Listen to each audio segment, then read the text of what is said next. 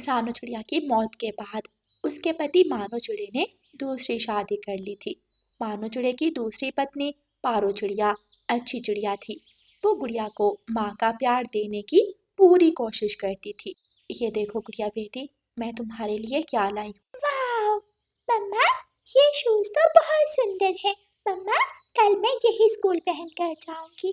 मानो जी, मैं सोच रही थी कि गुड़िया को स्कूल जाने के लिए ऑटो लगवा दें। स्कूल दूर है, गुड़िया जाते जाते थक जाती होगी। हाँ पारो, कह तो तुम ठीक रही हो। मैं कल ही कालू भैया से बात करूंगा। सारे जंगल के छोटे पक्षी उन्हीं के ऑटो में जाते हैं। नहीं मम्मा, मैं कीकी और छोटे मिट्टू के साथ खेलते हुए ही स्कूल जाऊंगी। हम एक दूसरे से रेस लगाते हैं, हमें बहुत मजा आता है। यूं ही खुशी खुशी वक्त गुजरता गया। एक दिन पारो चिड़िया अंडा देती है। वह सब बहुत खुश होते हैं। पारो, मैं आज बहुत खुश हूँ। तुम अपना बहुत ख्याल रखना और कोई काम मत करना। मैं काम वाली रखवा दूंगा। तुम सिर्फ हमारे अंडे का ख्याल रखना। मानो जी, आप परेशान मत हो, मैं अपने अंडे का बहुत अच्छे से ख्याल रखूंगी। गुड़िया बेटी, तुम आज से अपने पापा के घोंसले में लेट जाना। हाँ गुड़िया बेटी, तुम मेरे घोंसले में आ जाओ। क्यों? मैं मम्मा के साथ सोऊंगी। अब मैं आपकी लाडली बेटी नहीं हूँ क्या? तुम हो मेरी लाडली बेटी, मगर गुड़िया बेटी, अंडे भाई का ख्याल रखना भी तो जरूरी है। गुड़िया उदास मन के साथ मानो चिड़े के घोंसले में चली जाती है। वो परेशान थी कि अब उसका प्यार बढ़ जाएगा। यूं ही कुछ दिन गुजर जाते हैं और फिर एक दिन पारो चिड़िया का अंडा टूटता है और उसमें से एक लड़का पक्षी बाहर आता है। मेरा प्यारा बेटा, मेरा सुंदर बेटा। मानो जी जब घर आएंगे तो कितना खुश होंगे। गुड़िया बेटी, जाओ जल्दी से सामने वाले पेड़ से मीठा फल तोड़ कर लाओ। गुड़िया खामोशी से जाती है और पेड़ से मीठा फल तोड़ती है और अपने घर चली जाती है। ये ले मम्मा, मैं मीठा फल ले आई। गौरी कभी भी वहाँ बैठी हुई थी। वाह पारो, तुम्हारा बेटा तो गुड़िया से भी ज्यादा प्यारा है। तुम भाग्यशाली हो जो एक बेटे की माँ बनी, वरना उस रानू ने तो इस लड़की पक्षी को जन्म दिया था। गौरी बहन, आप ऐसा। पारो की बात अभी पूरी नहीं हुई थी कि वहाँ मानो चिड़ा आ जाता है। मानो चिड़ा अपने बेटे को देखकर बहुत खुश होता है। मेरा प्यारा बेटा पारो, तुम सोच भी नहीं सकती मैं कितना खुश हूँ। तुमने मुझे बेटे की खुशी दी। मैं बहुत बहुत खुश हूँ। मैं अभी आता हूँ। पापा, मैं भी साथ। मानो चिड़ा बिना बात सुने वहां से चला जाता है। मानो चिड़ा कबूतर की दुकान पर जाता है। कबूतर भाई, मुझे 5 किलो मिठाई पैक कर दो। इतनी सारी मिठाई? इतनी मिठाई क्या करोगे मानो? मैं मिठाई जंगल में बांटूंगा। ऊपर वाले ने मुझे बेटे की खुशी दी है। मैं आज बहुत खुश। अच्छा, फिर तो बहुत बहुत बधाई हो तुम्हें। मानो चिड़ा मिठाई लेता है और अपने घर चला जाता है। मानो चिड़ा अपने पंख से थोड़ी सी मिठाई अपने बेटे के मुंह में डालता है। गुड़िया एक तरफ खड़ी ये सब देख रही थी। वो मन ही मन बहुत उदास हो गई थी। मम्मा पापा, मुझे भूल गए। ये सिर्फ अपने बेटे से प्यार करते हैं, मुझसे कोई प्यार नहीं करता, कोई प्यार नहीं करता। गुड़िया रोते हुए वहां से चली जाती है।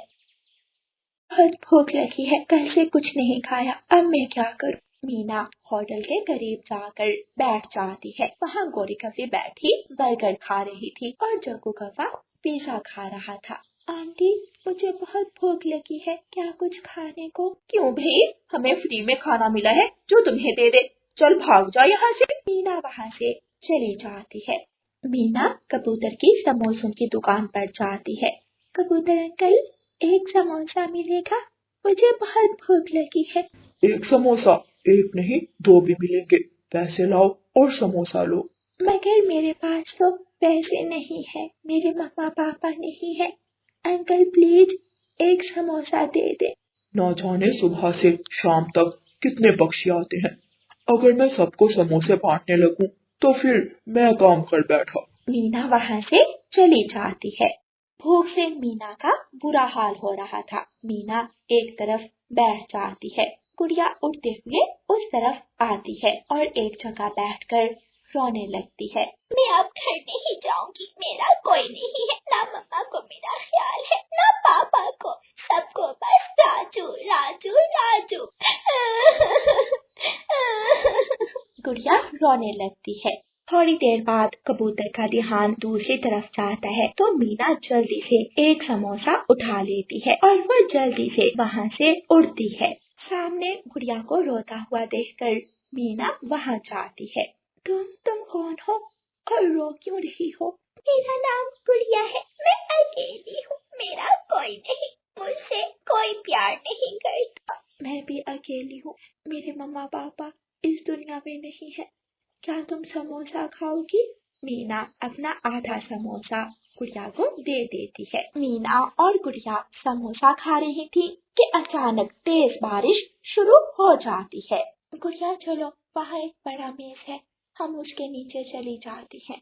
गुड़िया और मीना एक मेज के नीचे जाकर बैठ जाती हैं। मीना अपनी दुख भरी कहानी गुड़िया को सुनाती है। काश वो आज जिंदा होते। मीना, मेरे मम्मा पापा हैं, मैं उन्हें छोड़ कर आ गई। मम्मा पापा के बिना जिंदगी इतनी मुश्किल होती है, ये मुझे नहीं पता था। मैंने घर छोड़कर बहुत बड़ी गलती की। पारो, गुड़िया कहाँ है? कितनी तेज बारिश हो रही है। मानो जी, मैं तो खुद परेशान हूँ, ना जाने गुड़िया कहाँ चली गई।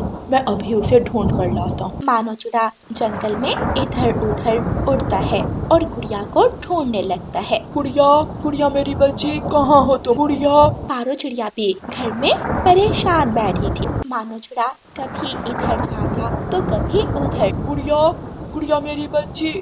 मानो चिड़े की नजर मेज पर जाती है, वो जल्दी से वहाँ जाता है। गुड़िया मेरी बेटी, तुम यहाँ? पापा, गुड़िया अपने पापा के गले लग जाती है। सॉरी पापा, मैंने आपको परेशान किया। चलो बेटी, जल्दी घर चलो।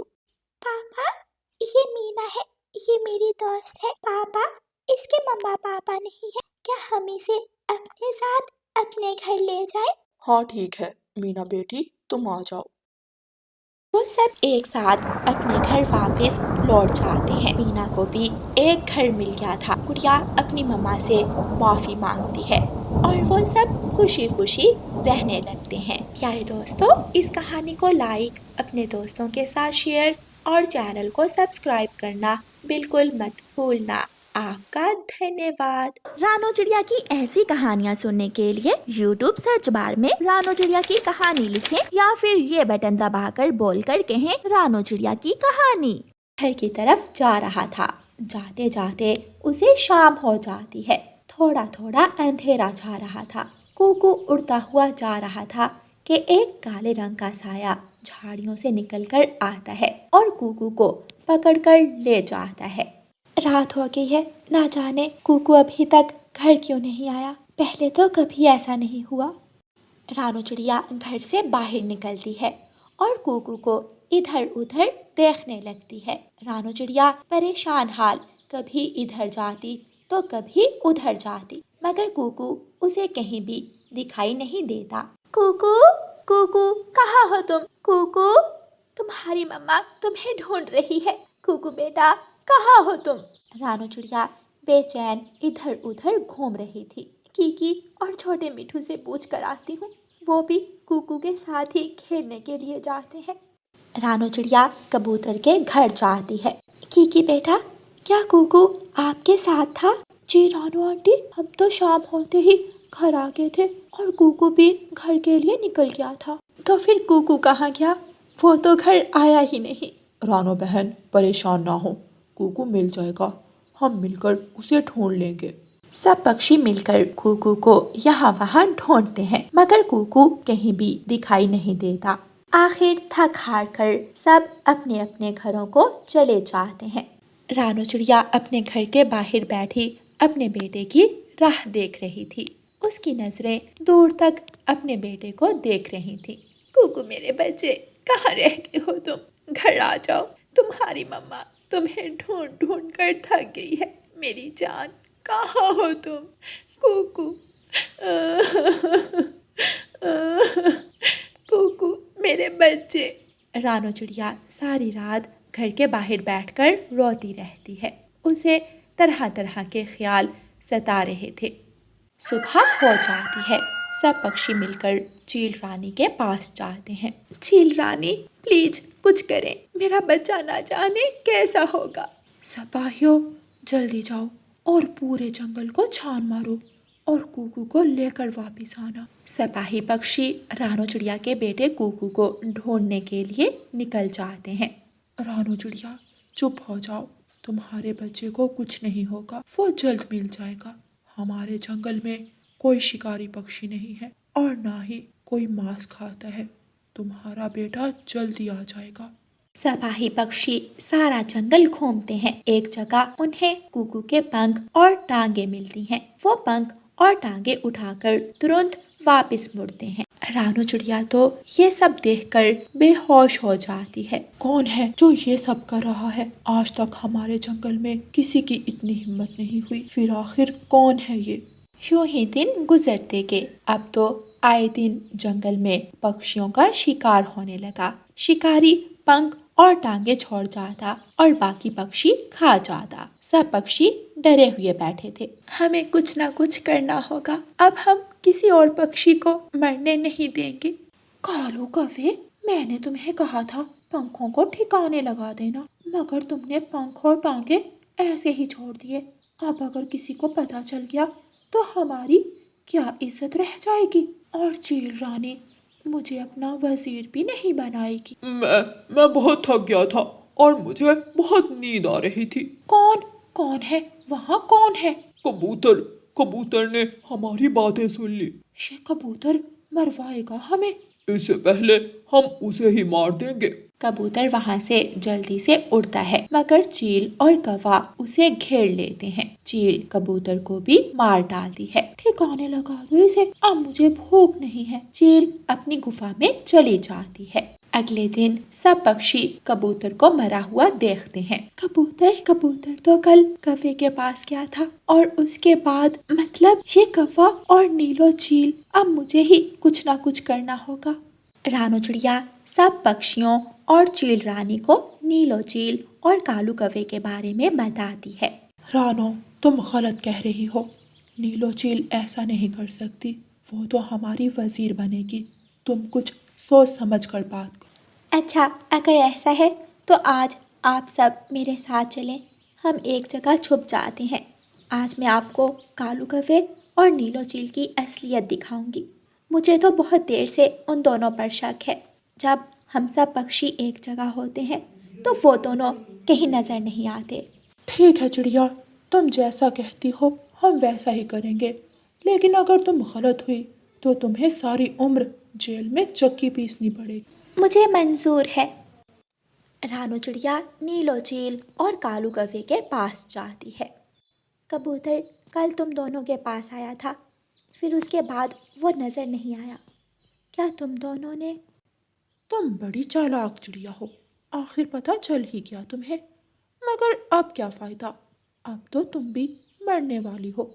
तुम्हारा बेटा तुम्हें बहुत याद करता होगा, तुम्हें भी उसके पास पहुंचा देती हूँ।